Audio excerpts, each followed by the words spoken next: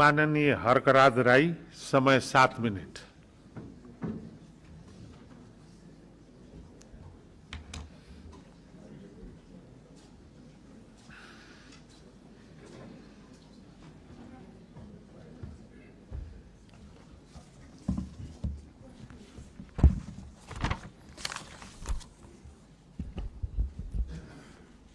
सम्माननीय सभामुख महोदय,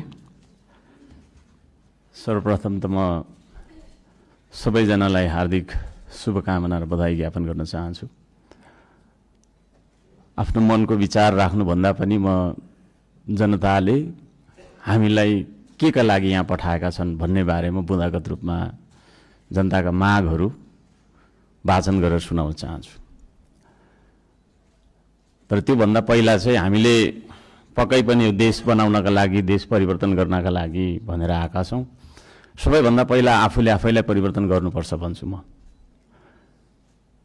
अघिल्लो शपथ ग्रहणको दिन पनि हामी 12 मिनट 46 सेकेन्ड ढिलो थियौँ भने आज 16 मिनट 55 सेकेन्ड हामी ढिलो भएका छौँ। जनताले हामीलाई यसरी ढिलो गर भनेर यहाँ पठाएको हो जस्तो मलाई लाग्दैन। त्यसो भएको कारणले प्रत्येक मिनटको महत्त्व यो सदनले बुझोस्, सरकारले बुझोस्, हामी सबैले बुझौँ। नेपाली हो, नेपाली समय हो, 2 बजीको बैठक 3 बजी जाँदा पनि हुन्छ, 4 बजी जाँदा पनि हुन्छ, जे गर्दा पनि नेपाल हो, नेपाली हो भन्ने खालको जुन भाष्य हामीले मनमा लिएर बसेका छौँ, यही सबैभन्दा मुख्य कारण हो हामीले उन्नति गर्न नसक्नुको। त्यसो भएको कारणले गर्दाखेरि सभामुख महोदय मार्फत म सम्पूर्ण सदन, सरकार सबैलाई ध्यान आकर्षण गराउन चाहन्छु।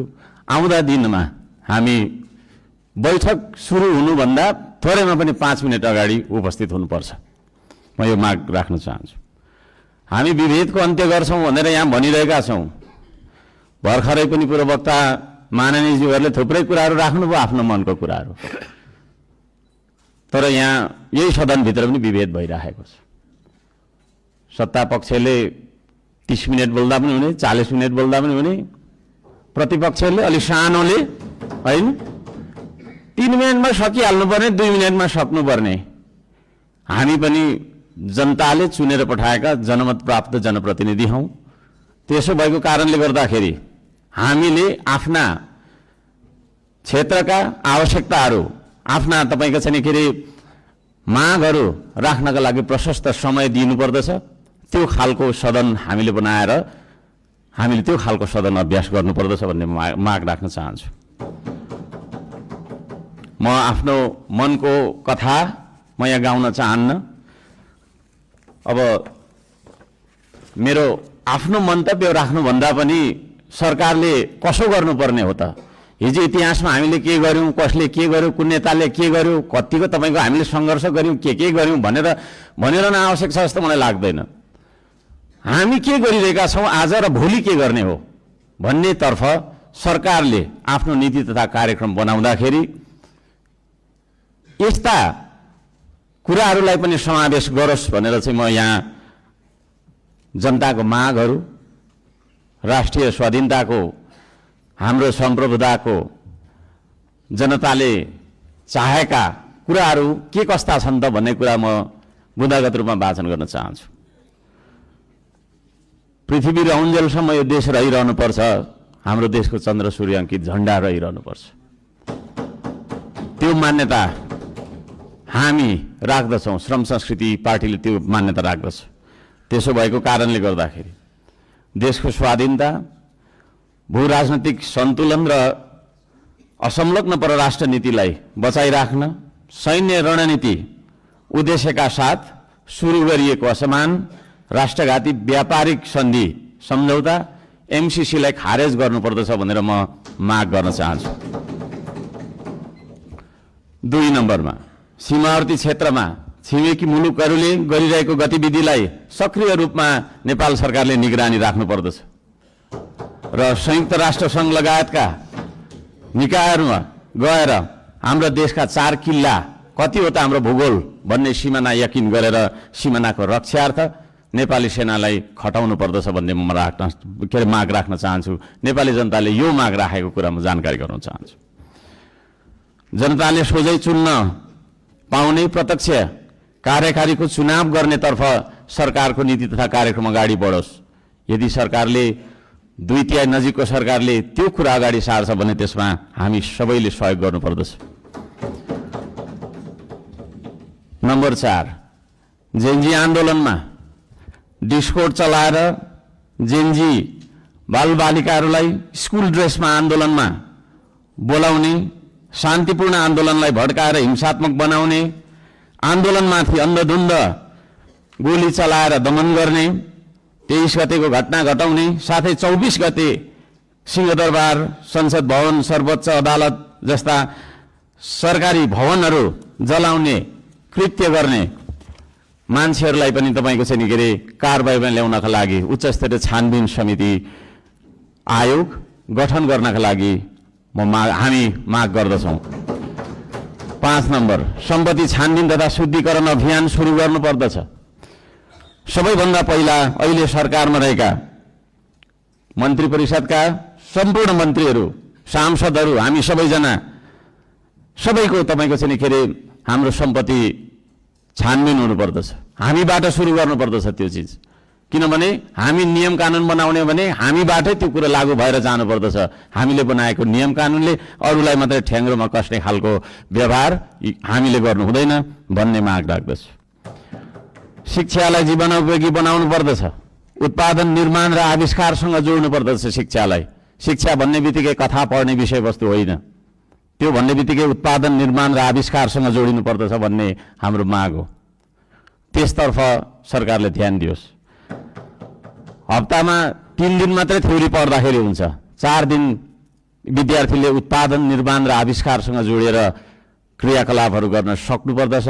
त्यो खालको जीवनोपयोगी शिक्षा लागू गरिनुपर्दछ भन्ने हामी माग राख्दछौँ। 7 नम्बरमा, खेतीबारीको समस्या हल नगरी देशको आर्थिक समस्या हामीले सुल्झाउन सक्दैनौँ, आर्थिक उन्नति हुन सक्दैन। त्यसो भएको कारणले कृषिमा देखिएका समस्याहरू पहिचान गर्ने र समस्या हल गर्ने सबै खालका तपाईँको प्राविधिक उपायहरू अपनाउने काम गरिनुपर्दछ भन्ने ध्यान आकर्षण गराउन चाहन्छु। नम्बर 8मा, कम्तीमा एक पालिकामा एउटा उद्योग हुनुपर्दछ, एक परिवारमा एकजना रोजगार हुनुपर्दछ। त्यो खालको नीति हामीले अपनाउनु पर्दछ। बन्द गरिएका उद्योगहरूलाई पुनः सञ्चालन गर्ने साथै नयाँ उद्योगहरूको स्थापना गर्ने नीति तथा कार्यक्रम सरकारले ल्याउनु पर्दछ भन्ने ध्यान आकर्षण गर्न चाहन्छु। 9 नम्बरमा, जनताको सेवा सुविधा, विकास र समृद्धिमा सार्वजनिक हितका लागि प्राकृतिक स्रोत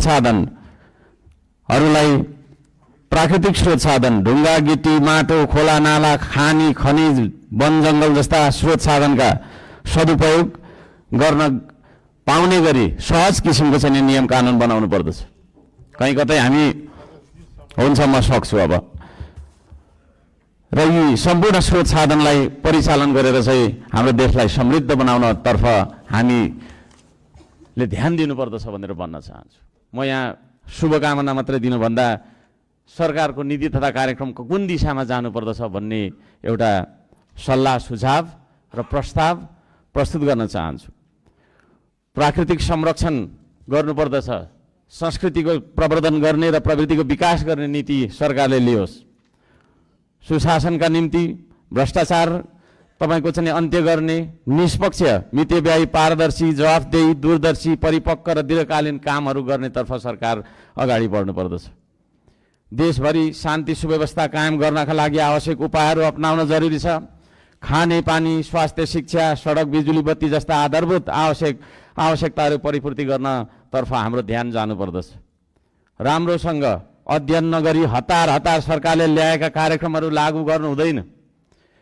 कुनै निर्णय गर्नु अघि तपाईँको प्रतिपक्षी दलहरूसँग सल्लाह गरेर सबै पक्षको उचित सल्लाह लिएर चाहिँ सरकार अघि बढे। निर्णय गर्दै पछि हट्नुपर्ने नियतिबाट होइन सरकार बच्न सक्दछ। अहिले भर्खरै वृद्ध भत्ता, विद्यार्थी सङ्गठन, ब्रिज कोर्स जस्ता सम्बन्धमा निर्णयहरू जुन गरिएको छ यसलाई पुनर्विचार गरियोस् भन्न म चाहन्छु। वृद्ध भत्ताको समयको मापदण्डलाई जुन फेरबदल गर्ने भन्ने कुराहरू आएको छ कार्यसूचीमा, त्यस्ता कुराहरूमा सरकारले ध्यान दिएर मात्रै अगाडि बढ्दाखेरि राम्रो हुन्छ भन्ने माग राख्दछु। सुकुम्बासी भन्दै नागरिकको बासको अधिकारलाई खोज्दै डोजर चलाउने, राज्य आतङ्क फैलाउने चलनको अन्त्य गरियोस्। म त्यो भन्न चाहन्छु। जनताको घर टहरा भत्काउनु हुँदैन। विस्थापन होइन, व्यवस्थापनको नीति सरकारले लागू गरेर अगाडि बढ्दाखेरि सबैले राम्रो हुनेछ। दशकौँदेखि बस्दै आएका भूमिहीन सुकुम्बासीहरूको स्वामित्व दिने गरी लाल पूर्जाको व्यवस्था गरोस् भनेर पनि म भन्न चाहन्छु। किसान मजदुर सुकुम्बासीका समस्या पहिचान गरी समाधानको पहल गर्ने, धनीको मात्रै होइन गरिबको पनि हो यो देश भन्ने खालको आभास हामीलाई हुनुपर्दछ र जनतालाई पनि त्यो आभास भएको हुनुपर्दछ। त्यसतर्फ सरकारले काम गरोस् भन्ने म अनुरोध गर्न चाहन्छु। उपत्यका बाहिर पनि नेपाल छ भन्ने कुरा हामीले व्यवहारबाट जनाउनुपर्छ। यो काठमाडौँ उपत्यका मात्रै नेपाल हो भन्ने किसिमले सबै विकास चाहिँ यहाँभित्र मात्रै थोपार्ने किसिमको चाहिँ विकास हुनु हुँदैन भनेर म ध्यान आकर्षण गर्न चाहन्छु। सबै खाले विभेदको अन्त्य गरिनुपर्दछ। भूपू गोर्खा सैनिकहरूको समान पेन्सनका लागि नेपाल सरकारले आवश्यक सबै खालका पहलहरू गरोस्। नेपाल सरकारले गरेको सन्धि मार्फत चाहिँ नि गएका भूपू गोर्खाहरूलाई नागरिकता कायम राखेर चाहिँ नि उहाँहरूलाई एउटा नागरिकको दर्जामा राख्ने नियम, त्यो खालको चाहिँ नीति हामीले अवलम्बन गर्नुपर्दछ भनेर ध्यान आकर्षण गराउन चाहन्छु। समयको पाबन्दीले गर्दाखेरि मैले यी कुराहरू सबै कुरा वाचन गर्न चाहिनँ। माननीय सभामुख महोदयले 2-3 चोटि भनिसक्नु भएको छ र यो म पत्र सम्माननीय सभामुख महोदय मार्फत टेबल गर्न चाहन्छु र यस सल्लाह सुझाव अन्तर्गत सरकारले आफ्ना विचारहरू, आफ्ना नीति तथा योजनाहरू अगाडि बढाओस् भन्ने म माग राख्न चाहन्छु। धन्यवाद।